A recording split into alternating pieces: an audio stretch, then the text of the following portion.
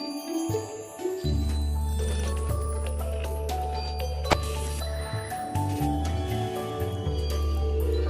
Prison Break Series 1 replay continues at midnight. First on 5, a man who has fought for his beliefs in the face of skepticism and sometimes ridicule. Our late documentary asks David Icke, was he right?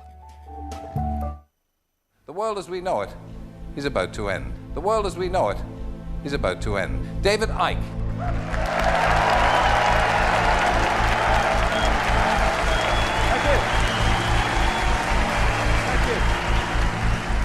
The greatest form of control is where you think you're free when you're being fundamentally manipulated and dictated to. One form of dictatorship is being in a prison cell and you can see the bars and touch them. The other one is sitting in a prison cell but you can't see the bars, so you think you're free. What the human race is suffering from is mass hypnosis. We are being hypnotized by people like this. Newsreaders, politicians, teachers, lecturers. We are in a country and in a world that is being run by unbelievably sick people. And the chasm between what we're told is going on and what is really going on is absolutely enormous. The greatest hypnotist on planet Earth is an oblong box in the corner of the room. It is constantly telling us what to believe is real.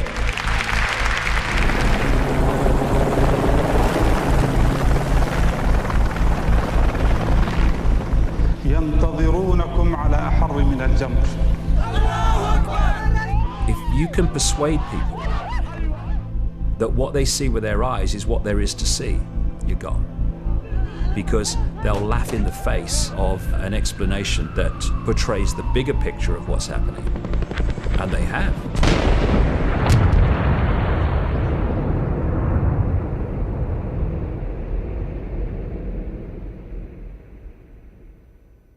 Let me get this story right. The press claim that you claim to be the Son of God. Mm-hmm. Is that true? Yes, you see, the thing is that it's quite funny, really. You know. Well, if you say David Icke to most people, what will come to mind, those of a certain age, will be, that was that bloke on Wogan. And it was an interview that changed my life. I couldn't turn the television on and hear my name mentioned without enormous laughter. I couldn't walk down the street without being laughed at by most of the people. Going into a pub, forget it, there was uproar. Right, mad! It was an extremely challenging time, but it turned out to be the making of me in many ways. And Pam here has never seen it at all, because it was not known to her until she came and met me and started to realise this interview was highly significant in my life. Every day. Was it a great shock for you to discover this at 38? Well, I think the... Oh, nice one, Tel. Let's take the piss. I'm delighted that there's so much laughter in the audience tonight. But no, it's a... Yeah, now's the great line. Just let me say this. They're laughing at you. They're not laughing with you. Fine.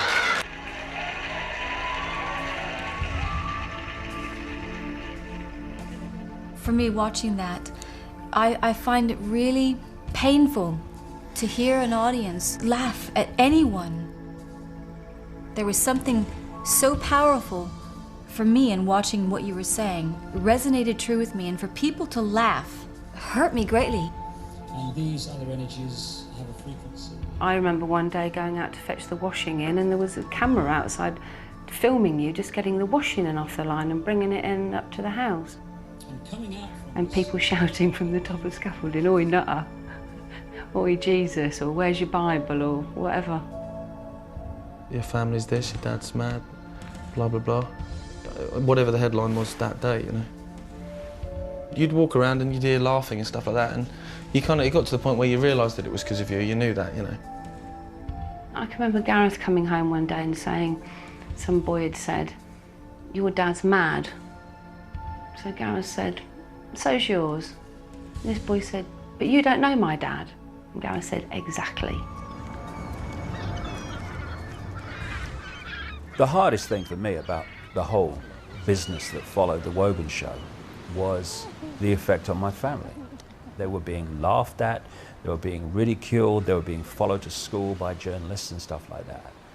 But When I look at my kids now, not Jamie, he wasn't around at the time, obviously, but Gareth and Kerry, they are what they are, as we all are, not despite what had happened to them and what they experienced, but because of it. What life tends to do is hide its greatest gifts and present them as your worst nightmare.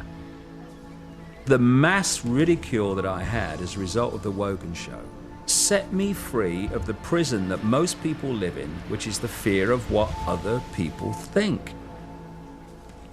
You're looking at the person who has gone on national television and radio in Britain, America, and talked about the fact that the elite families, including the royal family, are beyond the 5 sense level of their apparent human body, not human as we would perceive human.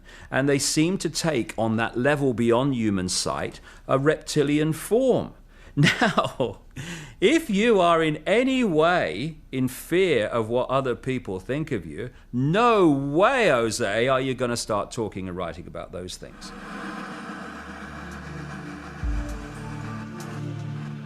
Let me say this. They're laughing at you. They're not laughing with you. Fine.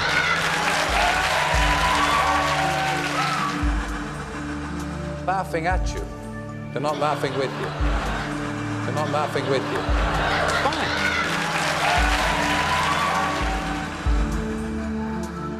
Towards the end of 1989, I started getting this feeling to go to Peru. So purely on intuition, I got on a plane to Peru. I'm daydreaming, looking out the window. It's like a transit van thing with windows. Suddenly I saw this mound. And as I looked at the mound, all I got in my head was, come to me, come to me, come to me, come to me, over and over. I'm thinking, that mound's talking to me. What's happening? I walked up the mound, and when I got to the top, there was a circle of standing stones. And I walked to the center of this circle, and suddenly my feet started to burn. It's like I'm plugged into the mains. I mean, I'm kind of shaking. And then I heard this line go through my head really clear. First of all, they will be talking about this 100 years from now. And secondly, it will be over when you feel the rain. And then the rain hit me, and it was like, boom, off. I was never the same again. What started to happen was concepts were pouring into my mind. It was like my mind got to the point where it could no longer filter this information that was pouring into me. And that was the period that I hit the Wogan show.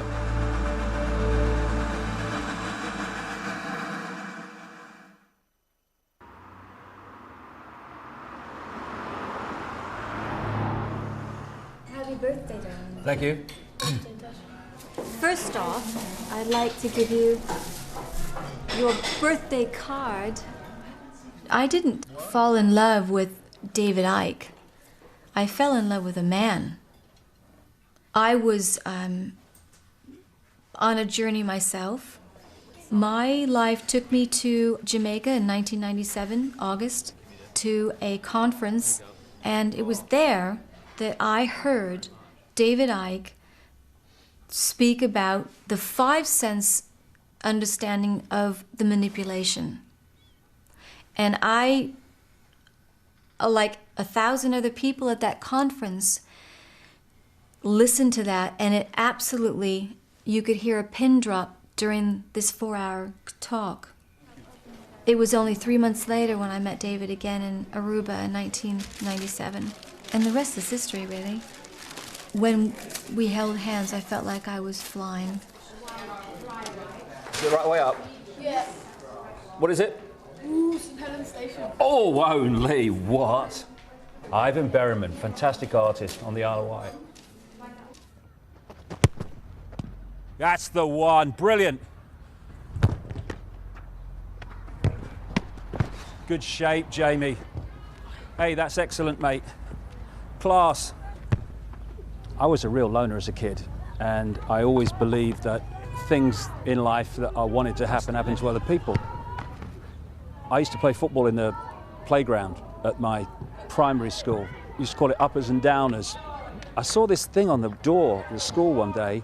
Anyone wants to try out for the school team, put your name down. Never thought about it. No way. So I was walking home one night and this kid's running after me. Hey, Icke, teacher wants you to have a trial tomorrow. So I went home to my father. I still got a trial for school team tomorrow. God, mate, it's happening to me. Nothing happens to me. And I got in the team. I played in goal and I did all right. Got seen by an Arsenal scout. And in the end, I signed for Coventry City. Smack it. Get it. Ooh. Unlucky. Anyway, and then 6 months after I became a footballer at Coventry, my left knee swelled up for no apparent reason. And that was the end of my football career. But I still love the game, and it's just been a wonderful thing for me.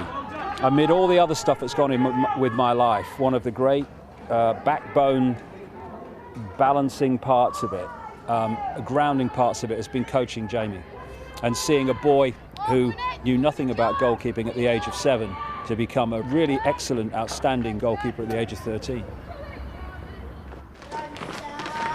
All right, mate. All right, Jay. Well played, mate. Same again. Where's she gone? Do you want a cup of tea, Lynn? Cup of coffee? They'll take 20 quid. You're on camera then, aren't you? I'm always being turned down by women. You never lose it. Is that the only pocket money you've got? I know. Sad. This is Linda, who was my wife. What was it, 29 years, mate, wasn't it? It was. 29 years, and we're still best mates, and she runs the book company. You know, Lynn's been in on this from the start. She was here when I had my turquoise period and my transformation from sports presenter to whatever the hell I become. A lot of people would be amazed that an ex-husband and wife are still best mates. That is something that I've had said to me many years. They don't, because it isn't the norm. The norm is that I wouldn't speak to him again and he wouldn't speak to me. That's people's reality. That's not our reality. We make our own reality. Yeah, see, the reality that we're coming from, and you know, I try to get across to people is, see, things like husband and wife. What is that? What is that? It's some label that at some point in history somebody decided it was going to be, okay, and that you can only have a close relationship with someone if you're husband and wife and you share the same bed. This is all bollocks. It's all programmed, tiny vision of possibility bollocks. It's what you are that matters, not what some label kind of tries to pin on you, isn't it?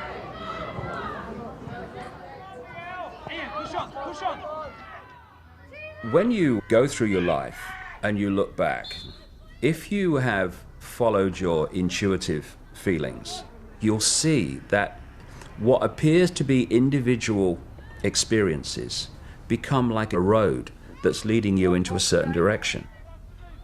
Certain things have led me to where I am now. I went into journalism, which gave me the ability to write simply. I went into television, which meant that when I came out with this stuff, wouldn't just be completely ignored. So all these things, when I look back, are coincidences that actually are more than that. They've allowed me to get where I am now.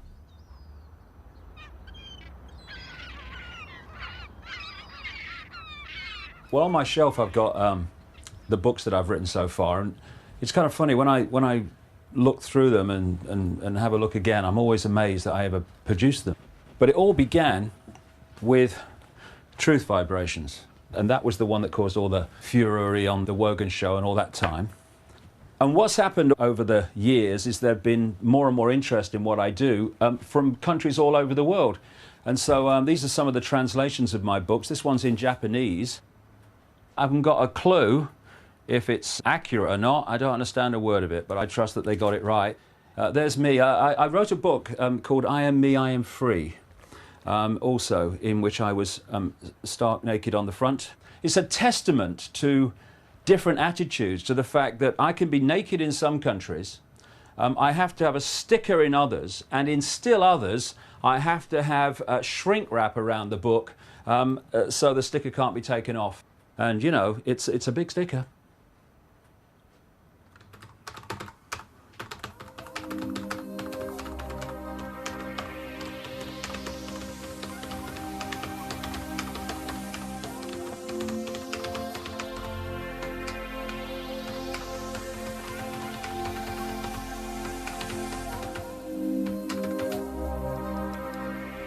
One of the main reasons that people are now looking at my books and what I'm saying in a vastly greater number than ever before is because so many of the things that I've written about over the years are now happening.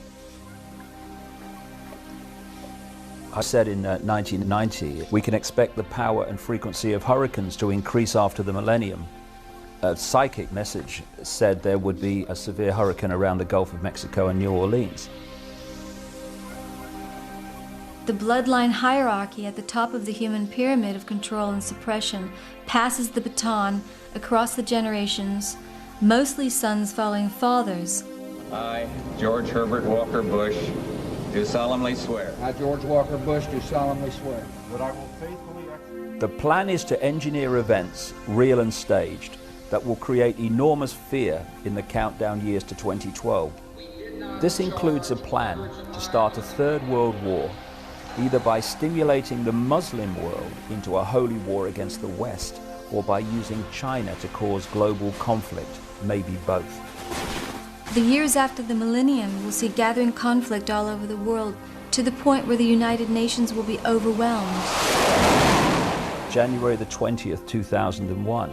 Don't be surprised if the United States finds itself in another manipulated war during this administration. You will see monsters being created in the public mind to justify such action. Between 2000 and 2002, the United States will suffer a major attack on a large city. We're going to be seeing some tape. Holy shit. Jesus!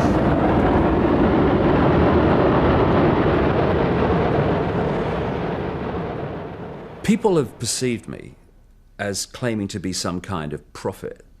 Now, it depends how you perceive the word prophet.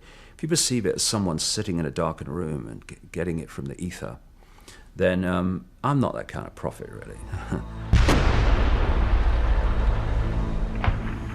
It's very clear that there are two stories running side by side in what we call daily life. There's what I call the movie. This is the version of events that the mainstream media and all the official authorities, the system, tell us is the nature of what's happening in the world. Alongside the movie is the secret agenda, which the movie hides and obscures. That agenda is for a global state which can be pretty much described in the nightmare of George Orwell's 1984.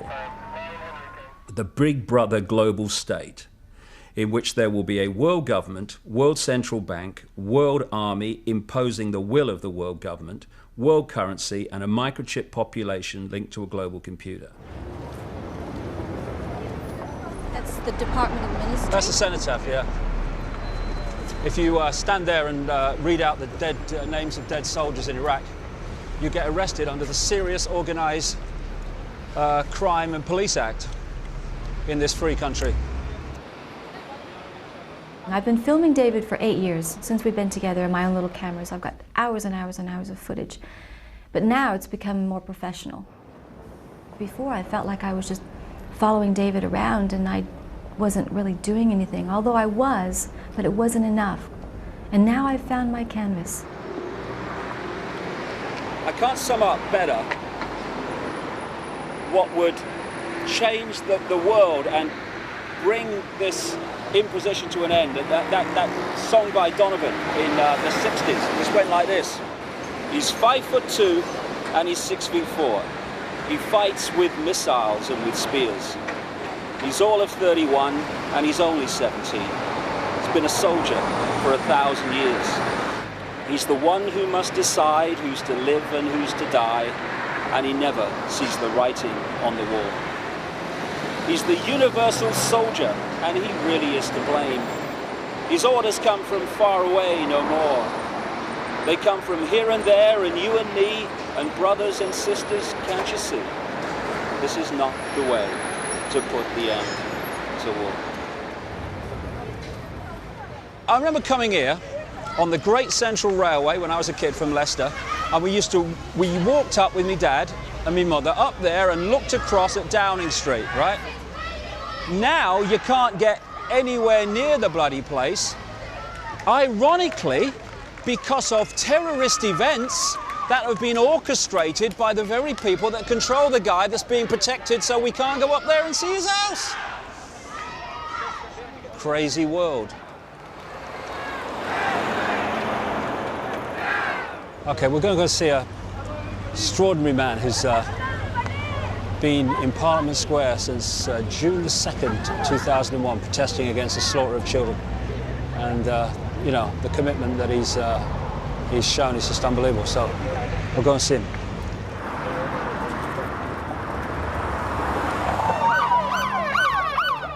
I brought that book at last, mate. How you doing? There you go. I'll sign it for you. 78 police, 78 police. See how they run, see how they run. They come to us in the dead of night, give us all a terrible fright, deprive us of our human rights. 78 police. When are we going to stop killing our kids, eh? Our kids. Well, we're going to stop killing our kids when people get off their arses and toss us like the guy who's just come past here and shouted, "When did you last have a job?" or words to that effect. Realise that the police state is not for people like you and people like me. It's for every bugger. I mean, you know, we get. Unclean! Unclean! Unclean! Hey! Maria!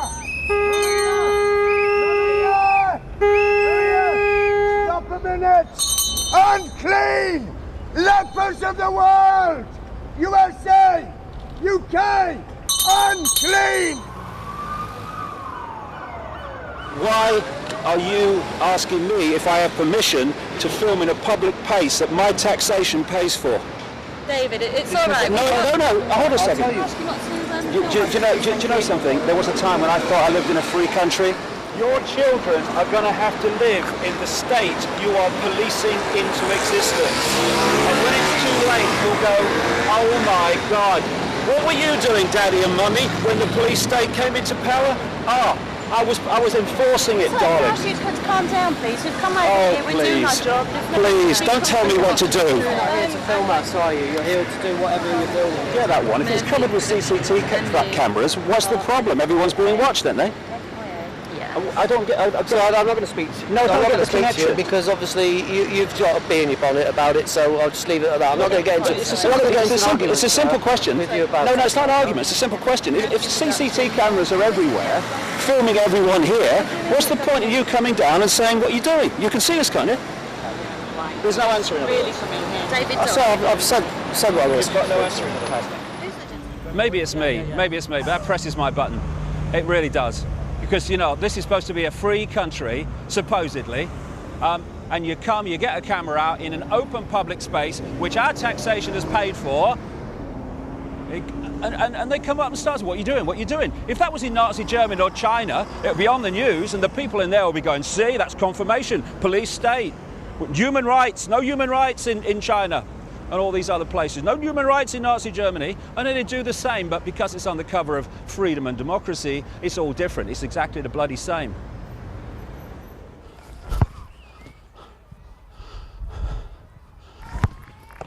It's not even a creeping Orwellian state now, it is a galloping one, and really it's in the small things that you find how deeply into our daily, even in detail, into our daily lives this stuff has gone. Got to ask permission for this, got to ask permission for that, mustn't do that, all the time. I won't have it. Honestly, if people only just deep breath, take a step back, look at it again. The Orwellian state ain't coming, it's here. It's just a question of how deeply we go into it.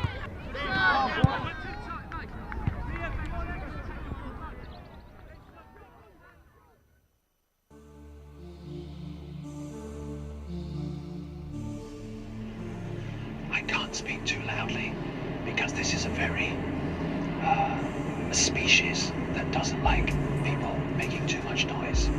This is known as the Nessus-spotted repeater. This is a very common sight where truth is being annihilated. You ever heard that phrase, "Everyone knows that, mate"? Well, why does everyone know that? Well, it's because this system is controlled by what I call repeaters. They're people in the situations of power and influence who just repeat what someone else tells them. A doctor is repeating what they were told at medical school and what the drug companies tell them. You've got teachers who repeat what they learned in their exams and what they learned at teacher training college, and they repeat that to the next generation. And the great repeaters are what pass for journalists. This is that area outside Parliament where they stand there doing their pieces to camera, telling people what's going on. Here we have the crews waiting for the journalists to come across from Westminster and stand there and tell them what's happening in the world. The fact is, they don't know what's happening. They know nothing. So this is what they should be saying if they were telling the truth. Now over to Westminster for the latest news from David Icke. Thank you, you. Well, I've got to be honest, mate, I haven't got a clue what's going on. I tell you what my job is, right? I wear a dark suit, not normally, but, you know, I'm playing here. And I'm come over from there, and I tell you what they've told me is going on. And I deliver it as if I know what's going on, and it's really true. I haven't got a clue if it's true. But they tell me, and they wouldn't lie, would they? I mean, would Tony Blair lie about what's really happening? Would George Bush, please? I'm a journalist, trust me. And so, what we call news, what you get paid a lot of money for reading autocue about, is merely propaganda that they have told me and I tell you. David Icke, BBC, ITN, CNN, CBS, Sky News, Westminster.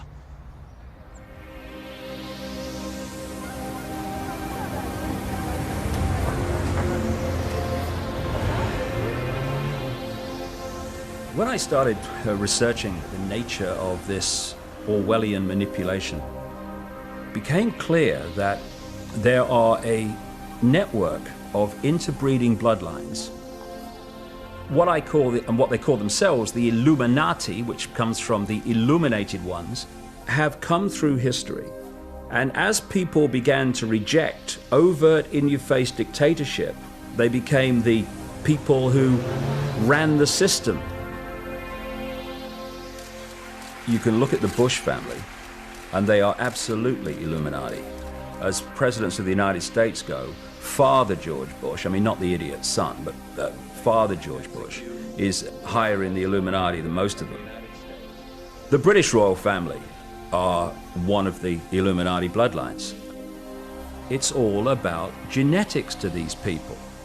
They're like horse breeders. Diana basically called herself the Windsor's brood mare. She was brought into the web merely to be the vehicle to give birth to William. You look at Charles and you look at William, and there's very much a resemblance. But when you look at Harry,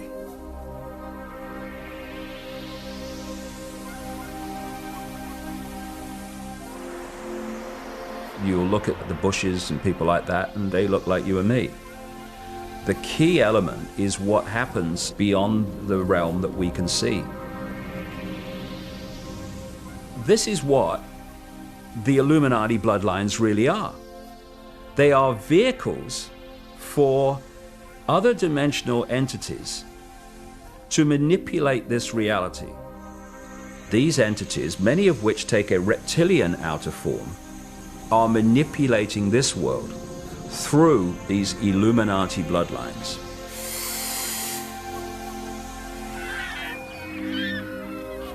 When I introduce something like these Illuminati bloodlines are based on a reptilian, non-human race, people find it fantastic. Of course it is, because it is so different from the reality and ways of the world that they have grown up believing in. The mainstream media, they want to report, because it's funny, that I am saying these bloodlines are reptilian. But when I'm talking about this stuff, when I try to get in more background, of course the media's going, oh no mate, can't talk about that, we need an early out at 27.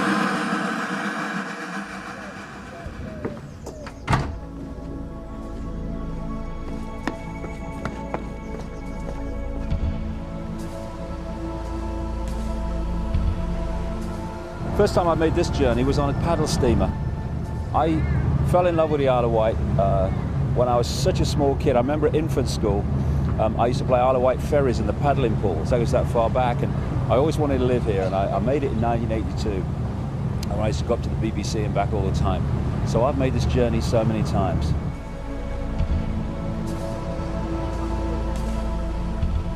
Because of the way that public perception of me has changed, I'm now getting the opportunity to really get information out into the public domain that's going to get a sympathetic hearing. I decided months ago, just intuitively, instinctively, that I wanted to talk in London. And we booked the Brixton Academy, not knowing what the interest would be. And the response was just incredible. The way it's going to be a sellout audience of in excess of 2,000 people. Nice to meet you. Where you come from? From Sheffield. Sheffield. Crap, Yeah. people looking for all over the place. Yeah. Okay, I'll see you later. Have a good one. What I want Brixton to show to people is that if you are saying there's something not right in the world, and you have feelings that there is some kind of conspiracy going on here, and I don't like what's happening, well, look at the attendance of Brixton and know that you are not alone. Folks, tickets in your hands, please. Thank you very much. Keep going, sir. Thank you. May I ask you a question? Certainly. Why are you here? Why am I here? To try and get one or two answers. Such a complex thing.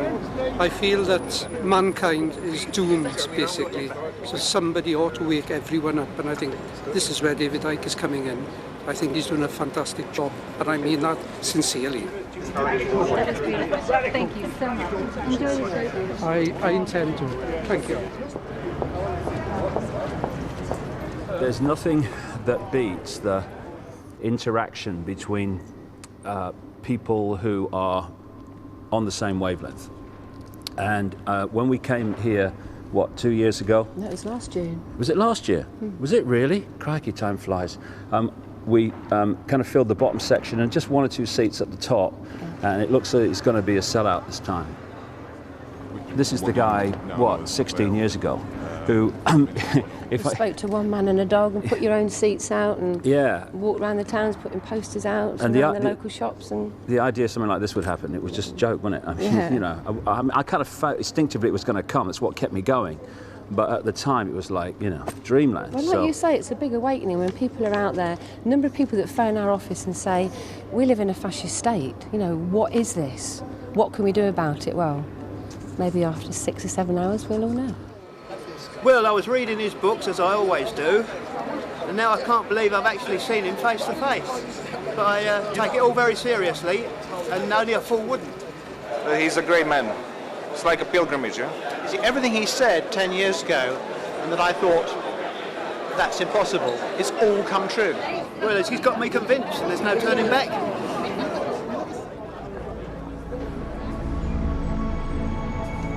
Hello and welcome everybody to the Brixton Academy. At this point, I was going to come out with all sorts of words like how I've known David for 35 years and how he's given the last 15 to researching all that he writes and talks about. But to be quite honest with you, you've not come here to hear or see me, so there's no more to be said, and I would like to say, welcome, David Icke. Thank you. Thank you.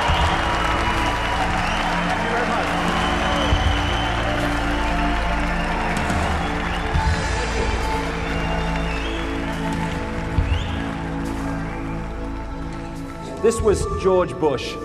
You're free, and freedom is beautiful. And you know it'll take time to restore chaos and order. Order out of chaos, but we will. Order out of chaos, or as I've dubbed it, problem, reaction, solution. Simple, devastating, played on us by the day. Nobody laughs because they actually listen. They want to listen to what he's saying.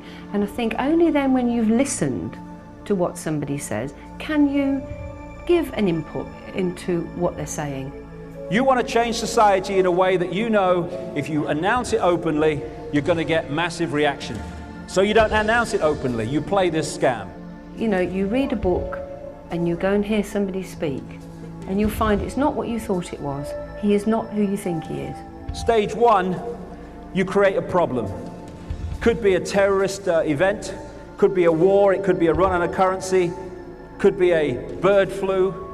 He's never said, you must believe what I say. I think he'll go out there and say, I'm not telling you to believe what I'm telling you now. I am passing on information that I have uncovered and gleaned over 15 years of research. Make of it what you will. I've just described 9/11, by the way.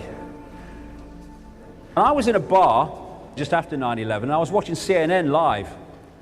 And I saw Bush stand up and say, and I saw this plane hit the World Trade Center. And he said, this is word for word, he said, and I thought, what a terrible pilot. That's what he said. The first plane was not shown on live television, only the second one. No way in the world is it possible for him to have seen the first plane hit. Total freaking lies. Wanted for terrorism, biggest terrorist in the world.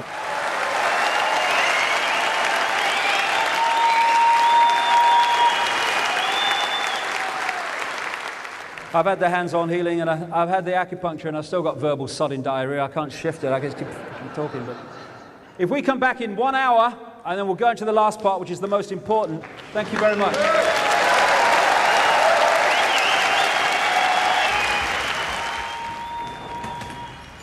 Oh, God. Oh, God.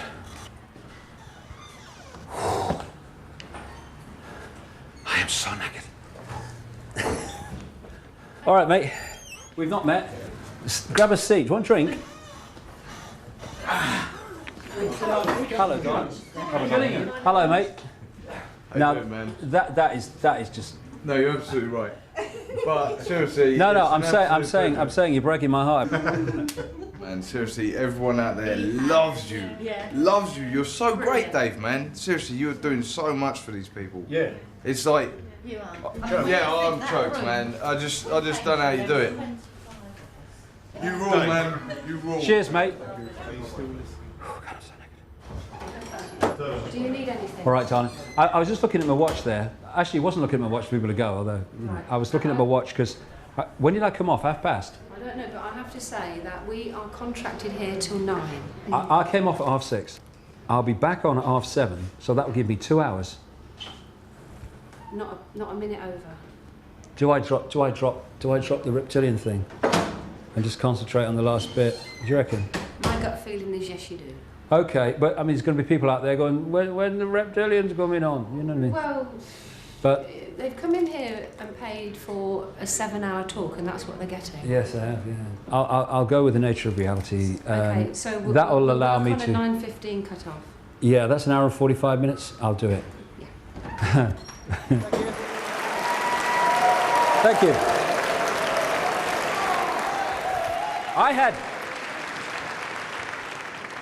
I had an experience over the last week.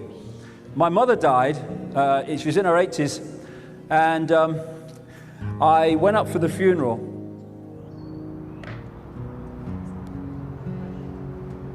Lord of life, you have made us in your image, to reflect your truth and light. We give you thanks for Barbara, for the grace and mercy she received from you. First of all, I faced some challenges in my life, but getting through this is going to be one of the biggest. I went up for the funeral, and I was asked if I wanted to go and see my mother in the coffin. Now, I would have said, no, I want to remember her as she is, but something said to me, go, go, go. You know, I went down to see my mother, and she was lying in the coffin this morning.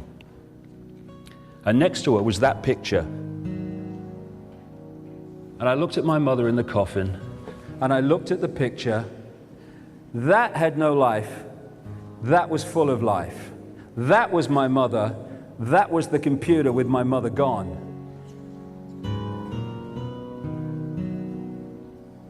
My mother's not in that coffin.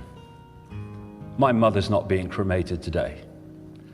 The vehicle that she used to experience this world and walk among us is what's being cremated today. Look at the sparkle in those eyes. Look at the energy. My mother is still alive because she cannot be anything but alive, because she is infinite consciousness that cannot be destroyed.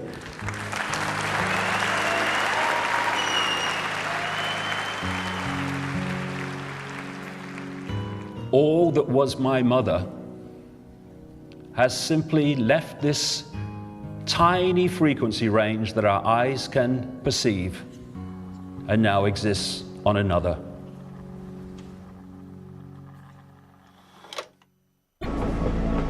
Why should we believe you?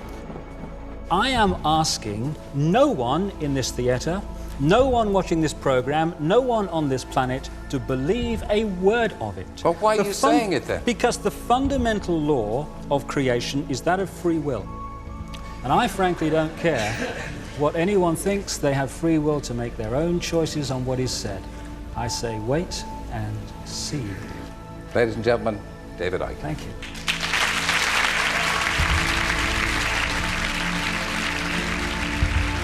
Thank you very much. Thank you. Thank you.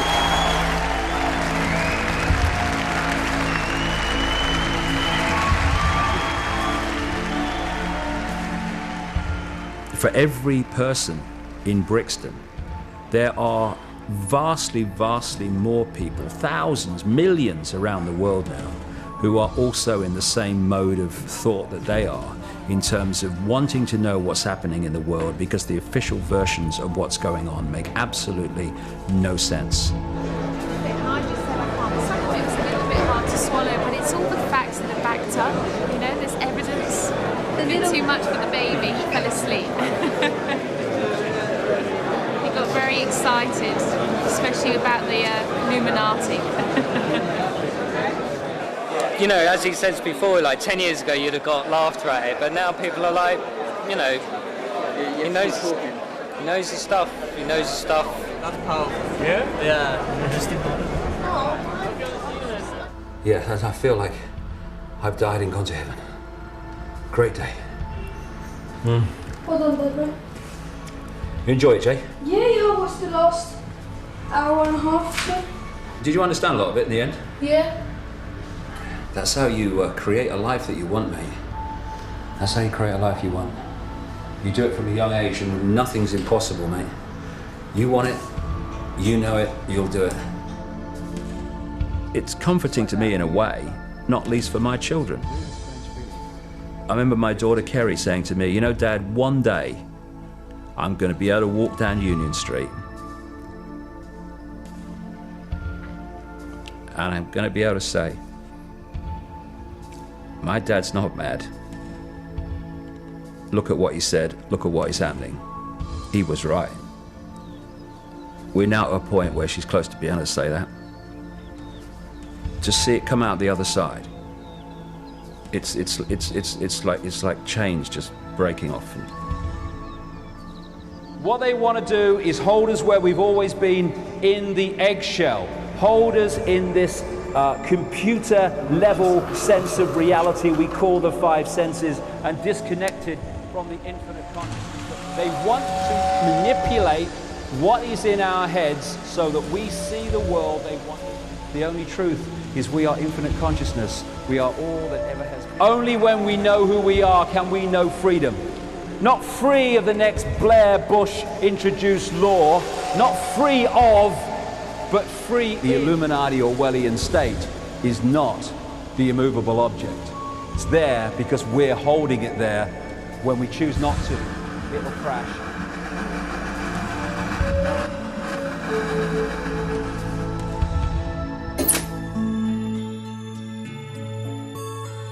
A story with conspiracy at its heart, ahead of the new series coming soon.